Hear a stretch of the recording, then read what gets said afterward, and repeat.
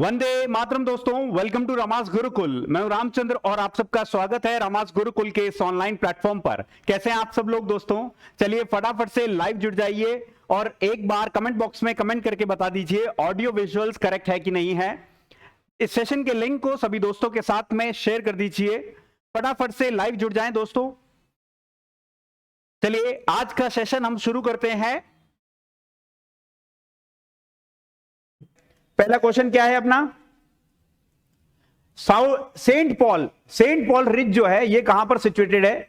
Saint Paul Ridge. तो मैंने आपको ये देखो, हमारी ओशनोग्राफी की क्लास चल भी रही है, अब प्रैक्टिस भी हो रही है साथ में, देखो ठीक है, हमने वो कंसेप्ट भी कर लिए। सेंट पॉल रिज, आप देखना मेजॉरिटी ऑफ द क्वेश्चंस कैसे है।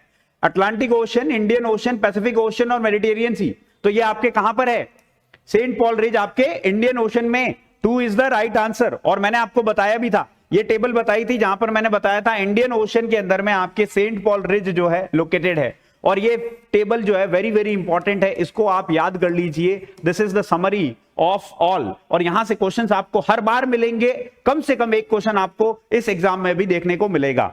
चलिए नेक्स्ट आप देखिए, यहां पर मैंने आपको बताया था, यहां पर अगर बात करते हैं इट इज हेयर, जहां पर आपके क्या है, चागोस और सेंट पॉल रिज है। चागोस और सेंट पॉल रिज यहां पर लोकेटेड है। सो आप मैप में भी देख सकते हैं इसके साथ में। चलिए नेक्स्ट अगर हम बात करते हैं, आपको डिक्रीजिंग ऑर्डर बताना है सॉल्ट्स का डिक्रीजिंग ऑर्डर बताना है। Calcium carbonate, sodium chloride, calcium sulphate, magnesium chloride. फटाफट से देखें और सेशन को शेयर कर दीजिए। थोड़ा फास्ट करेंगे, डेफिनेटली फास्ट फॉरवर्ड करेंगे एकदम 2x की स्पीड से, है ना। और आप जल्दी से शेयर कर दीजिए क्लास को सभी दोस्तों के साथ में, सभी रिश्तेदारों के साथ में भी कर दीजिए, ठीक है ना। सो यहां पर आप देखिए क्या आंसर बताया है आप सब लोगों ने। रोहित ने सी बताया है, साबिया ने सी बताया है, रूही सी बता रही है, गिरजेश चौरसिया जी सी बता रहे हैं। वेरी गुड गिरजेश, सी। देखो सोना मामा का पोता याद ऐसे ही कराने के लिए बोला था ना, तो सोना मामा का पहले 2 क्लोराइड आ जाएंगे, उसके बाद में बचे हुए क्या है, सल्फेट्स आ जाएंगे। तो आपके सोना मामा सोडियम क्लोराइड आ गया, मैग्नीशियम क्लोराइड आ गया, और उसके बाद में मैग्नीशियम मामा इज मैग्नीशियम 2 बार है, एक क्लोराइड एक सल्फेट, और उसके बाद में आपका का पोता यानी कि सी। तो यानी कि third would be the right answer for this. ये आपका क्या है, सही आंसर क्या होगा, थर्ड। ये टेबल वेरी वेरी इंपॉर्टेंट है। अगेन मैं आपको बताऊं कि यहां से आपके क्वेश्चन फिक्स है कि आना ही आना है। Very good morning Girjesh. So यहां पर आपके क्वेश्चन आना ही है। और इसका ट्रिक मैंने क्या बताया था आपको, सोना कितना सोना है, तो मेरे भी मामा है सोना मामा, तो सोना मामा को हम फेमस कर देते हैं, ताकि क्या है कि सोना मामा सबकी हेल्प कर सकते हैं, ठीक है। तो अब देखो सोना मामा, ठीक है, सोना क्या है, आपके सोडियम का NaCl का ना लिया है, सोना इज सोडियम क्लोराइड, ठीक है। अब याद ये रखना है, सबसे पहले आप क्लोरीन वाले सारे ले लेंगे, तो क्लोरीन वाले ले लिए, फिर सल्फेट वाले ले लेंगे, तो सल्फेट वाले ले लेंगे, इस तरीके से आप करेंगे। तो सोना, फिर आप लिखोगे क्या, मामा यहां पर मैग्नीशियम क्लोराइड हो गया, और यहां पर मैग्नीशियम सल्फेट हो गया SO4, सोना मामा का। अब यह आपका का कैल्शियम हो गया, तो सोना मामा का क्या है, का। अब उनके क्या है कि पोता है, उनका पोता है, दैट इज योर पोटेशियम। हमारे भी यहां पर जो है दादा का मतलब बेटे का जो बेटा होता है वो क्या कहलाता है, दादा के क्या लगता है, पोता। तो दैट इज योर पोटा यानी कि पोटेशियम। अब देखो ये सल्फेट हो गया, ये सल्फेट हो गया, सारे सल्फेट आपके कवर हो गए, ठीक है, क्लोराइड सारे कवर हो गए। उसके बाद में आपका पोता का में का, अब वापस से का आ गया, पोता का, this is your calcium.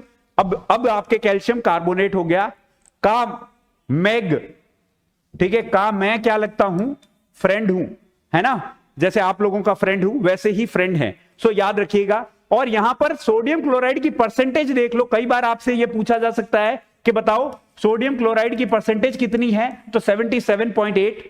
Second आप देखो कि 10.9। अगला जो क्वेश्चन नेट में आ रहा है वो ये क्वेश्चन है, आप लिख लीजिए, है ना। अगला क्वेश्चन नेट में जो आ रहा है, ऐसे कौन से सॉल्ट्स हैं जिनकी परसेंटेज सी वाटर के अंदर में 10% से अधिक है, 10% से अधिक है। और अगर आपको यह क्वेश्चन पूछा जाएगा तो आप आंसर क्या बता देंगे, ठीक है, यानी कि आपका सोडियम क्लोराइड हो गया और उसके बाद में आपका क्या हो गया, मैग्नीशियम क्लोराइड, ये दो। ठीक है, चलो अगले क्वेश्चन की तरफ बढ़ते हैं। In which oceanic currents the sea reversal is found, फटाफट से बताइए। नाइस ट्रिक्स, यस डेफिनेटली, ठीक है, फटाफट से बताइए।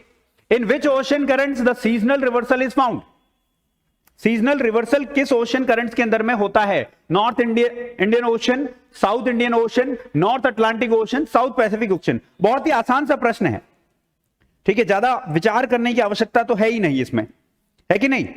बस बात क्या करना है, आपको रिवर्सल देखना है, सीजनल रिवर्सल है।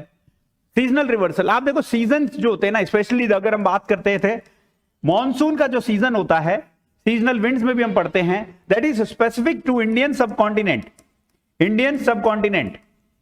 और यहां पर जब हम बात करते हैं जायरे की, तो देर आर 5 जायरे, लेकिन एक जो अपना नॉर्थ इंडियन ओशन है उसके अंदर में जायरे फॉर्म नहीं होता है रेगुलरली, क्योंकि उसमें सीजनल रिवर्सल होता है। तो जब हम जायरे पढ़ते हैं तो कितने पढ़ते हैं, 5 पढ़ते हैं। लेकिन इंडियन ओशन का अलग से जो है रूट मैप होता है, उसका समर सीजन के अंदर में अलग मामला होता है और विंटर में अलग होता है। समर सीजन में आपके साउथ वेस्ट मॉनसून के साथ में आपका जो है सर्कुलेशन होता है।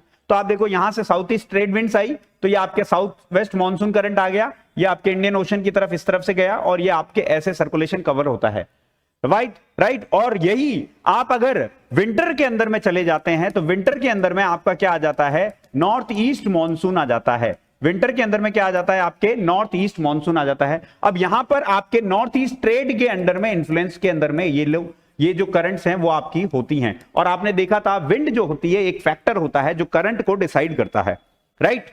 और यहां पर दूसरा जो फैक्टर होता है वो क्या होता है, वो होता है इसकी टोपोग्राफी, किसकी, जो शेप होता है कोस्ट की। इंडिया का जो कोस्टल पार्ट है वो क्या है, पेनिनसुलर शेप का है और उसके अकॉर्डिंगली जो है आपकी शेप मिलती है, ठीक है, राइट। चलिए अगले प्रश्न की तरफ देखते हैं फटाफट से। सेशन के लिंक को शेयर कर दीजिए यार, है ना। चलिए यहां पर क्या है, who had propounded the dynamical theory of origin of ocean tides. एक टेबल बताऊंगा और सब कुछ खत्म हो जाएगा, है ना, एकदम मतलब बोलते बात खत्म, एक टेबल के साथ ही। टोटल 50 के अराउंड क्वेश्चंस हैं, टोटल 50 के अराउंड क्वेश्चंस हैं गिरजेश।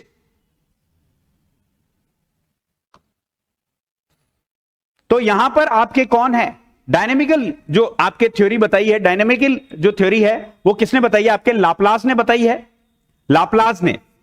अब यहां पर आप सब लोगों ने जो आंसर दिया है वो क्या दिया है, आप लोगों ने देखे तो जरा, डी ही आंसर दिया है, ठीक है, majority of you have answered D.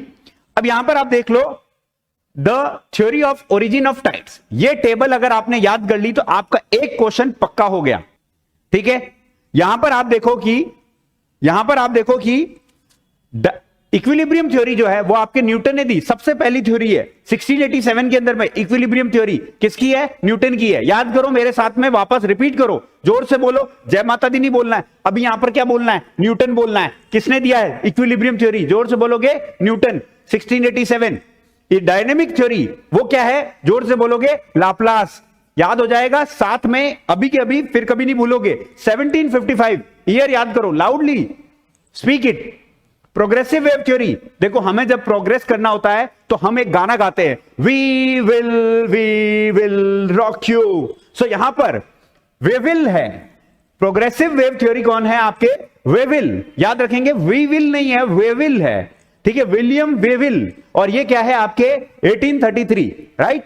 और उसके बाद में स्टेशनरी वेव थ्योरी है ना, स्टेशनरी जो वेव थ्योरी है वो आपके किसने दी थी, आर.ए. हैरिस ने दी थी, आर.ए. हैरिस ने। और जो आपके कैनाल थ्योरी है ये आपके इस बार एग्जाम में आ रही है दोस्तों, है ना। याद रखना, कैनाल जो है वो जीबी एरी है ना, कैनाल के थ्रू मान लो एयर पास हो रहा है, ऐसा ही समझिए, जीबी एरी। और ईयर याद कर लो 1842।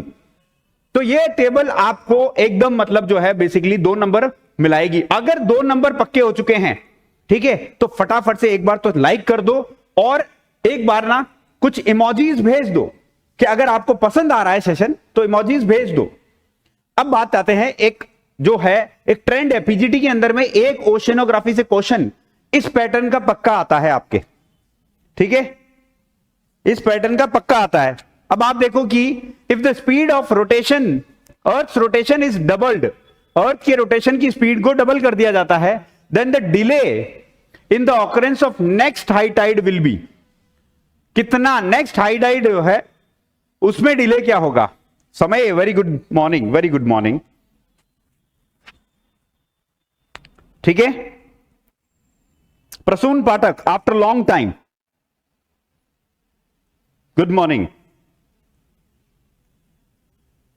यहां थोड़ी मेरी हेल्प करना, मुझे यह कंसेप्ट समझ नहीं आता है ना, तो आप लोग हेल्प करना और मुझे बता देना कि क्या होगा, ठीक है।